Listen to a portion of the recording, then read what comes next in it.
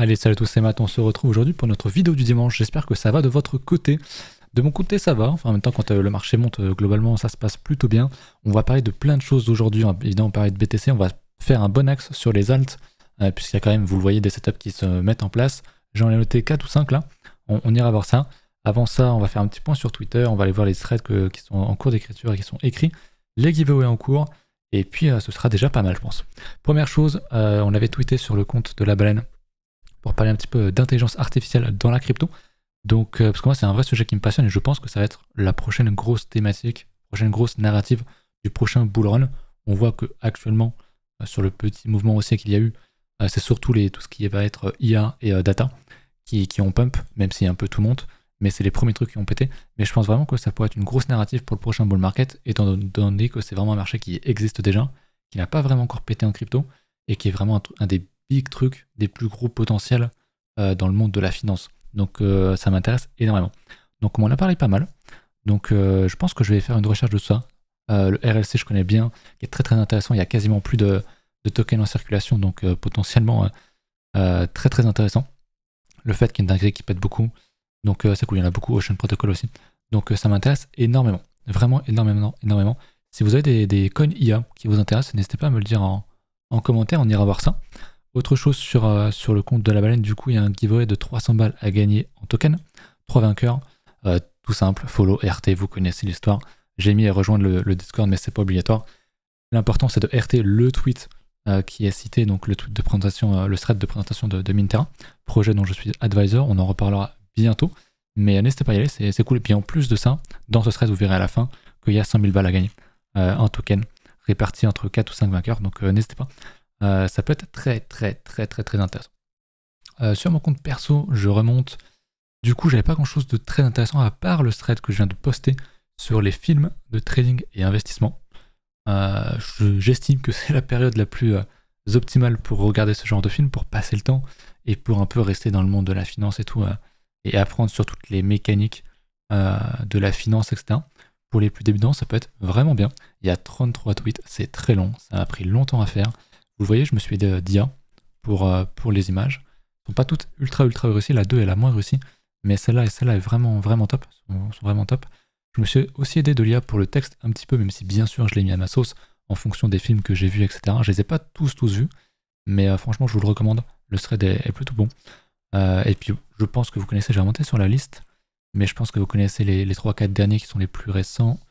La liste elle est ici. Les derniers sont The Big Short, le Loup de Wall Street, Margin Call, je pense que vous connaissez ces 3 films-là. Si vous les avez pas vus, franchement, faut regarder ces 3 films-là en priorité, avant de voir le reste. Les autres sont vraiment un peu plus anciens, même si ça se regarde. Je les ai pas vus, par exemple, Boiler Room, Pursuit of Happiness, c'est vraiment des grands classiques, avec du Will Smith, etc. dedans, donc franchement, faut pas hésiter. Voilà pour Twitter, je crois que j'ai rien à ajouter.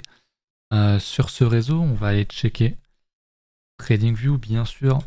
BTC qui pump, ça je pense que je vous apprends rien. Ce qui est intéressant à noter, c'est qu'on s'approche vraiment beaucoup. J'en avais parlé en stream hier. D'ailleurs, checkez en description pour follow la chaîne. On s'approche vraiment de ce niveau-là. Et un point intéressant, ce serait de casser ce high-là pour tenter de renverser la tendance sur fond de double div. Donc ça serait bien d'avoir un changement de structure. En fait, vraiment, on est un high plus haut que le précédent, donc plus haut que celui-là. Ça pourrait nous créer une nouvelle dynamique. Derrière, il faudra évidemment confirmer, donc faire un plus bas, plus haut que le précédent et réenchaîner sur un plus haut que le précédent. Donc ça serait vraiment bien. On n'y est pas du tout. On a une bougie verte, ok, en hebdo. Donc en soi, on peut pas dire que c'est le bottom, on peut pas crier au bull market. C'est pas possible, c'est un peu trop. Même si, comme je l'ai longuement expliqué hier en stream et en vidéo aussi, on pourrait avoir une remontée, hein, la fameuse saisonnalité. On arrive bientôt en février, mars, avril, mai, c'est des mois qui globalement sont plutôt bons pour les marchés. Donc pourquoi pas sur ces mois-là venir chercher, pourquoi pas les 30K à faire FOMO les gens, parce que pour l'instant on le verra, hein, mais on va regarder ça même maintenant. Les gens sont pas dans une session de gros FOMO à l'achat. Bien sûr on est neutre, on était quand même bien bearish, on repasse neutre, ce qui est normal, mais je pense qu'on peut aller quand même beaucoup plus haut. Et puis une fois qu'on sera en, je sais pas, mars, avril, mai, quelque chose comme ça, une fois que les gens auront bien FOMO, hop, tu les prends à revers, on range, machin, un truc bien long, bien chiant, et puis peut-être qu'on aura un bottom ultime ici, peut-être pas. Moi j'estime qu'on peut toujours aller chercher plus bas, la fameuse zone des 10 à 14K, Mais globalement, bon, voilà, on est quand même dans quelque chose d'extrêmement bas. Pour moi, si tu cherches à accumuler, tu le fais sous ces niveaux-là, sous les 30K. Même dans tout ça, pour moi, tu as un DCA qui se fait. J'ai oublié, en parlant de DCA, complètement oublié. Je suis bête, mais j'ai fait un thread du coup sur le DCA. Bon, je pense que vous apprendrez pas forcément grand-chose sur le compte de la baleine. Mais voilà, j'ai mis une image d'IA aussi d'ailleurs. Mais du coup, j'ai montré mon DCA bot qu'on va regarder juste après. Mais du coup, là, on a pris un exemple. Dans le cas où dans le bear market de 2017, 2018, 2019, tu ne faisais que des achats en DCA sous 7000, soit sous 65% du cours, tu te retrouvais à un prix d'achat qui était quand même très intéressant. Et si tu fais quelque chose de similaire actuellement, ça peut être très bien. C'est exactement ce que j'ai fait. Ce que je vous ai dit sur Bybit. Je me porte plutôt bien, on est à 40% et 18%, on reverra ça juste après. Mais pareil, c'est ce que j'ai dit, je vais pas continuer d'acheter si BTC monte à 40K, je mettrai les bots en pause et je recontinuerai à réaccumuler si on retourne sous les 30K. Pour moi, c'est même en dessous des 25K. Ce qui m'intéresse, c'est vraiment en dessous des 25K et au-dessus, j'achèterai pas. Sauf si vraiment certaines alts ne bougent pas, n'ont pas bougé ou sont toujours dans vraiment le mal absolu. Mais voilà ce que je compte faire en tout cas de mon côté. Je vais vous montrer ça juste ici. On est en 40%, 23% sur le premier à l'heure actuelle. On a 2 bots, 5 alts de chaque côté. Ça fait 65 jours, donc bien plus de 2 mois. Enfin, plus de 2 mois que c'est commencé. On est dans le vert, c'est cool. On a mis du coup au total à peu près 600 balles sur les à peu près 1000 qu'il y aura au total. Donc on a quand même mis plus de 50%. Donc c'est cool, même si on explose tout à l'os et qu'on ne repasse pas en dessous des 25K, c'est pas trop grave. On a quand même mis largement ce qu'il fallait. Donc de mon côté, je suis satisfait. Et je vous rappelle que je ferai gagner 25% des gains. Ça sera pas tout de suite, mais 25% des gains, je vous le ferai gagner en giveaway. Donc voilà, tout simplement. Parce que c'est l'argent des référals que je mets. Donc si vous n'avez pas de compte Bybit, n'hésitez pas. 15% de réduction de frais et vous avez 25$, je crois, d'offert dans dans l'offre actuelle pour je crois que c'était pour Noël, mais ils l'ont prolongé jusqu'au 31 janvier. Donc 25$ offerts si vous déposez plus de 100 balles en premier dépôt. Donc franchement, ça vaut le coup. Pour DCA, c'est top. Ça se fait vraiment en 2 secondes. Est-ce que je peux vous montrer? Je crois que ça fait longtemps que je n'ai pas montré le paramètre, c'est là, je crois. Voilà, tu peux modifier. Hop. Et moi, je voulais changer éventuellement, si on repasse au-dessus des 25K, je laisserai un USDT, sauf que je ne mettrai pas par jour, je mettrai par semaine. Ou alors je mettrai 3 USDT par semaine pour réduire un petit peu. Je ne veux pas trop acheter quand ça monte, je veux plutôt concentrer la force acheteuse quand ça descend. C'est à mon sens le plus important. Donc je modifierai ça peut-être dans les prochaines semaines, si jamais on monte trop, entre guillemets, trop. Parce que je ne veux pas trop acheter un truc qui monte. Je préfère accumuler en tendance baissière, tout simplement. On va retourner sur TradingView. Hop, juste ici. On va check en 1 heure. On va regarder du coup plutôt le court terme. Parce que je voulais vous montrer quelque chose sur BTC. Donc on a beaucoup de liquidation dans la hausse, ce qui est très intéressant. On voit que l'open interest tombe vraiment fortement ici, ok, dans tout le pump. Et depuis on accumule. On voit quand même qu'il y a pas mal de positions qui s'ouvrent dans ce range-là, dans ce petit range-là. On est en train de liquider du monde. J'ai l'impression qu'il y a un peu de FOMO.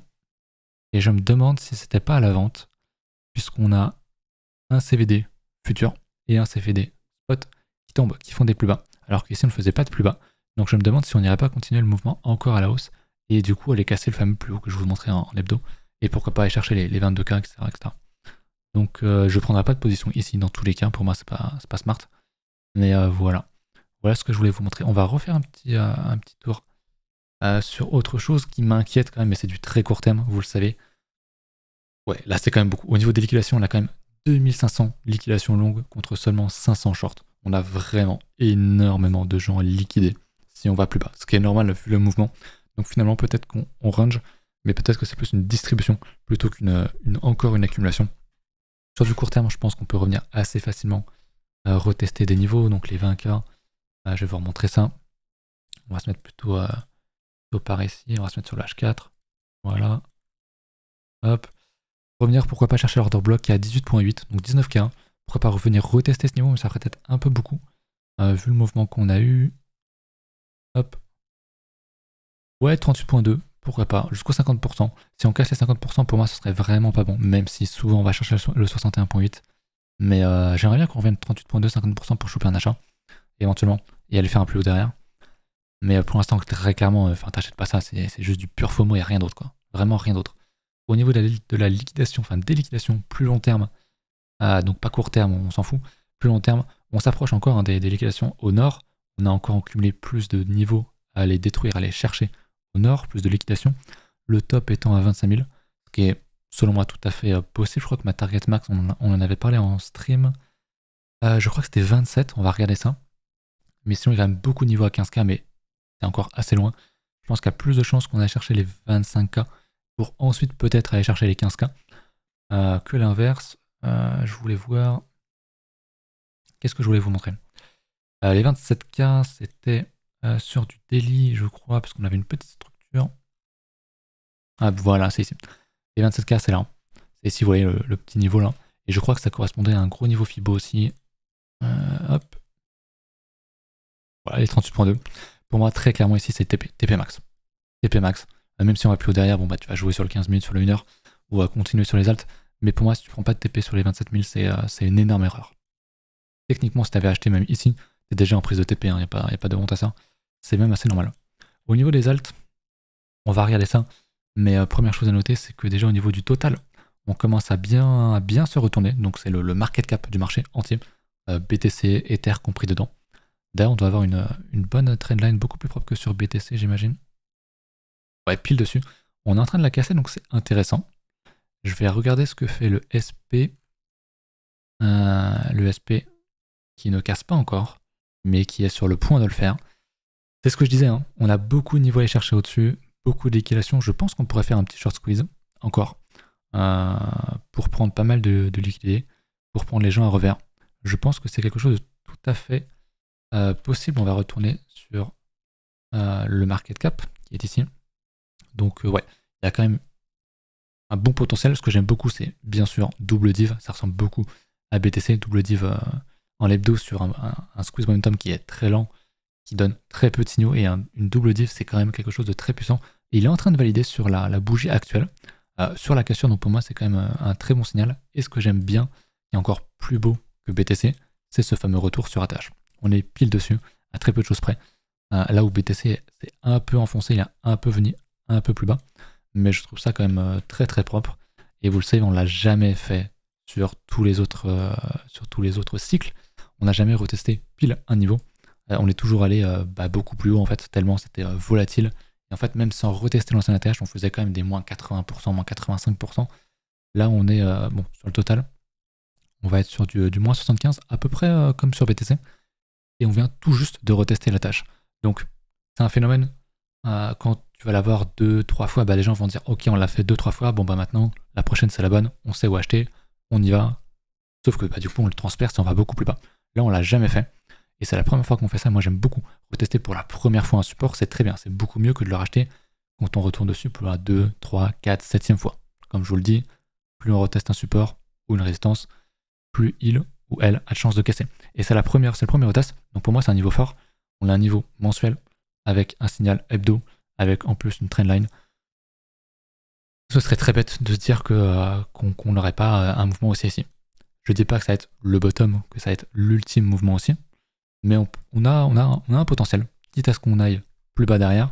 Alors, on n'y est pas encore, mais franchement, il y a un très très bon potentiel, donc j'aime beaucoup ce que je vois ici, de mon côté. Voilà pour ça, je voulais vous montrer les alts, on va regarder ça. On va regarder bien sûr, j'avais noté le FXS, qui pète pas mal, c'est un peu tard je crois. Non, c'est parfait, on est en train de casser le range, donc je vais vous montrer ça, je pense que vous le voyez. Range classique, voilà. Change pas la couleur, mais range classique hebdomadaire qui est très long, qui est là depuis l'été dernier, donc plus de 6 mois de range, qui casse. Franchement, c'est parfait, c'est très beau. Pour moi, il y aura un achat à prendre, avec un stop très proche. Si on réintègre, faut se barrer. Concrètement, réintégration, ça pue. Vous connaissez l'histoire. Donc FXS, intéressant. J'en avais acheté à l'époque, c'était au même niveau, c'était quand on était ici, septembre 2021. C'était septembre 2020, 2021, ouais, c'est ça. Ouais, c'était ici, le FXS. Non, même avant, j'avais acheté même avant, je crois. C'était plutôt dans l'été, ouais, c'était plutôt dans l'été. J'avais TP par là, je crois, par là ou par là. Donc je m'en étais plutôt bien sorti. Ça fait plaisir. On a ensuite le dodo qui est vraiment bien, qui va vous rappeler quelque chose normalement. Je vais vous montrer ça. Hop, on a un range, on casse en bas, on réintègre. À quoi ça vous fait penser? Normalement, vous me dites l'or. L'or qui continue de bien péter. J'en perds là quand on l'avait cassé à ce niveau-là. Quand on fait une déviation, quand on réintègre. J'avais dit là, il y a un bon boy. Je le prends pas parce que bon, vous le savez, c'est du mensuel, c'est de l'or, c'est possible volatile. On tape. Mais techniquement, le setup est là. Donc c'est très propre. Et l'objectif, c'est quoi? C'est d'aller chercher le haut du range. Et donc sur le dodo, on va y revenir s'il veut bien. La première target, c'est d'aller venir rechercher les 0,2 en gros, à peu près. Donc là, à l'heure actuelle, ça fait quand même un petit 70%, même si je pense qu'on peut aller beaucoup plus haut. J'imagine qu'on div, ouais, on a une div, mais elle est pas très belle. Je suis pas ultra fan. On va voir peut-être en 3 jours, on l'a divergé ici. On doit rediv, je pense, en daily. Pas sûr, on en fait une belle div en daily, qui a été validée là, avant réintégration. Donc j'aime bien, honnêtement, j'aime beaucoup. J'aime beaucoup le dodo, qui est vraiment dans les choux, hein, mais vraiment dans les choux. Hein. Il est vraiment très loin. Donc petite pépite, très risquée, bien sûr. Ça on va pas se mentir. Mais pépite selon moi, clairement. J'aime beaucoup ce genre de setup. On a ensuite, côté IA et plutôt data, le GRT, qui est pas mal, on le voit hein, en hebdo. On a quoi? Petit, double bottom, le classico, on en a pas mal sur pas mal d'alt. Ce que je vous disais l'autre fois, en daily il est quand même vraiment propre. On est dans le Vegas daily actuellement, mais en hebdo, franchement, il y a un bon gros potentiel. Pareil, target 38.2 pour moi, c'est déjà un très bon niveau. Pourquoi pas pousser sur le 50% juste au-dessus, il y a une résistance qui est là. Donc pourquoi pas, je vois un bon potentiel après. On va pas se mentir, la tendance est quand même très bien. Donc, donc attention à ce que vous faites. Mais voilà, si je repasse peut-être en 3 jours, on voit le setup qui est là. Le double bottom, pardon. Hop, s'il veut bien me dessiner ça. Si on repasse sous la ligne de coup, bon bah faut sortir. Pour moi le TP il est là quoi, concrètement. Il faudra pas attendre de se dire ok est-ce que je sors ou pas. Voilà, faudra sortir très vite. Mais le setup est là. On commence à arriver sur des niveaux qui sont intéressants dans des mois qui en général sont quand même plutôt bons. On pose souvent des bottoms en décembre, en janvier, en février pour avoir un beau mois de février, mars, avril, mai en général. Donc c'est pas le cas tout le temps. Je sais qu'il y a des tableaux qui circulent, mais je crois que c'est genre le cas 75 ou 80% du temps. Donc intéressant, tout simplement. On se met du côté des stats. Vous me connaissez. On a aussi le Ocean qui est pas mal côté IA. Ce qui je crois mix IA et Big Data, je suis pas sûr, mais IA. Voilà, pareil. On a un bon range, on a un bon niveau de LPSI qui commence à casser. Donc j'aime beaucoup le niveau très évident. Donc bien sûr, j'irai pas short ça. Hop, ici j'aime le mettre un poil plus haut. On les pile dedans. Donc très bien, en plus ça div pas mal. Comme beaucoup d'alt, donc ouais, le Ocean qui est très beau. Et on a vraiment les setups hebdomadaires, ce dont on n'a pas l'habitude, faut quand même se rendre compte. Les cycles sont plus longs, donc c'est normal, on a plus de setup, enfin on a des setups en H4 et en daily, mais les setups qui posent les bottoms ou qui posent les gros mouvements, ce sera plus du H4, plus du daily. Enfin, je parle vraiment des gros mouvements, maintenant c'est de l'hebdo, et voire même du mensuel dans, je pense, le prochain cycle. Donc c'est très intéressant, l'hebdo est vraiment super intéressant à regarder. Et on a de beaux setups ici, donc j'aime beaucoup. Les quelques alts que je vous ai montrés, c'est les alts que j'ai dans le viseur. Il y en a d'autres, hein, bien sûr. Mais je crois qu'on avait parlé déjà du GRT, du FXS aussi en live hier. Donc voilà quelques pistes. Il y en a pas mal qui ont de très belles têtes. Là, c'est pas rien. Si on casse que tu achètes là, ton stop il est là. Tu vas pas risquer trop. Et puis derrière, bon, on peut jouer un bon retest, je pense. Mais j'aime beaucoup. J'aime beaucoup. Est-ce que j'ai autre chose à vous montrer? On n'a pas parlé trop du dollar. C'est un peu mon seul, entre guillemets, point négatif qui me fait peur. J'en ai parlé hier aussi. Hop, je vais supprimer. Non, je ne voulais pas supprimer l'order block en haut. Je vais le laisser. En mensuel, on reteste le plus gros niveau. Du coup, l'ancienne résistance du range, on le reteste. On casse un range, on revient sur le support du coup. L'idée c'est quoi? Bah, c'est d'acheter. Techniquement, en termes de pure price action, c'est de payer le niveau. Et si on paye ce niveau, si vraiment on a un plus bas sur le dollar, donc on fait ça ensuite, on va le sentir passer très fort, mais très fort sur le SP, sur le BTC. Donc attention, c'est pour ça que je dis qu'il ne faudra pas hésiter à se barrer. Par contre, si on pousse et qu'on réintègre vraiment ce niveau, alors là, bah on a une déviation ici, réintégration d'un range, et l'objectif c'est quoi? C'est là. Et potentiellement grosse saisonnalité sur les cryptos, sur les actions, etc. pour se prendre un bon coup de savate. je pense, lors de la récession devrait arriver 2024, 2025, selon moi, ou fin 2023. Donc, ouais, le dollar fait vraiment peur. Ça dive un peu, mais on s'en fout un peu. Le dollar, je suis pas fan. Le dollar, je suis vraiment pas fan. On est vraiment sur un niveau que tu es censé payer. Tu es censé chercher des setups ici. En termes de price action, tu vas pas vendre ça. Tu vas plutôt être à l'achat. Donc, les prochaines semaines, prochains mois, comme c'est assez long, vont être décisifs, je pense, sur le dollar et donc sur BTC. Vraiment, si on casse ça, c'est parfait. Si on a, pas une réintégration, mais un rejet, à voir jusqu'où on va, ce serait pas bon. Idéalement, soit on rejette, soit on fait un range comme ça, et puis en fait, on va finir par casser. Ça, ce serait vraiment bien. Mais on n'y est pas encore. Donc, ouais, le dollar fait vraiment peur. J'avais déjà peur quand on était déjà sur des niveaux un peu plus hauts. Là, on est vraiment sur les entre guillemets les plus bas possibles, même si bien sûr on peut transpercer ce niveau sans rejet ou quoi, tout est possible. Mais c'est un très gros niveau mensuel sur le dollar, c'est quand même c'est quand même pas rien. Qu'est-ce que je voulais vous montrer d'autre aussi? Je voulais qu'on regarde peut-être. J'ai pas regardé Ether aujourd'hui encore. Ether BTC qui attaque sa résistance. Je crois on l'a compté l'autre fois, on est à 9. Ça sent la cassure, ça sent la cassure, mais c'est pas cassé. Ça peut encore prendre de longues années, donc on est patient. Ether qui, pareil, hein, sur son cours en dollars, est très similaire à BTC qui est sur le point de nous casser son plus haut à 1600. Donc si ça valide, c'est top. J'ai parlé aussi du LTC en live hier pour vous montrer que souvent, en tout cas je crois que je sais que c'était le cas sur la... C'était peut-être le cas déjà en 2017, mais c'était le cas aussi en 2019 lors de la poussée. LTC, on va regarder 2019, 2020 alors. Non, 2019 aussi, c'est là. On l'a vu, le halving de LTC a lieu beaucoup plus tôt que sur BTC. Et souvent, LTC pump avant BTC, niveau halving. Ensuite, range pendant que BTC pump ou range et se prépare pour la suite. Et on a vu quelque chose comme ça. Et on a quelque chose d'assez similaire actuellement, c'est que le halving du LTC aura lieu cet été, 31 juillet à peu près. Donc je serais pas étonné de le voir range monter. Je pense pas qu'on fasse un plus bas d'ici là. Mais nous faire un petit truc comme ça, tu vois. Hop, pour ensuite dump sur le halving. Faire un petit peu comme ce qu'on avait là. Hop, désolé, je suis en train de perdre ma voix. Et puis ensuite, pourquoi pas repartir pour le prochain cycle 2024-2025.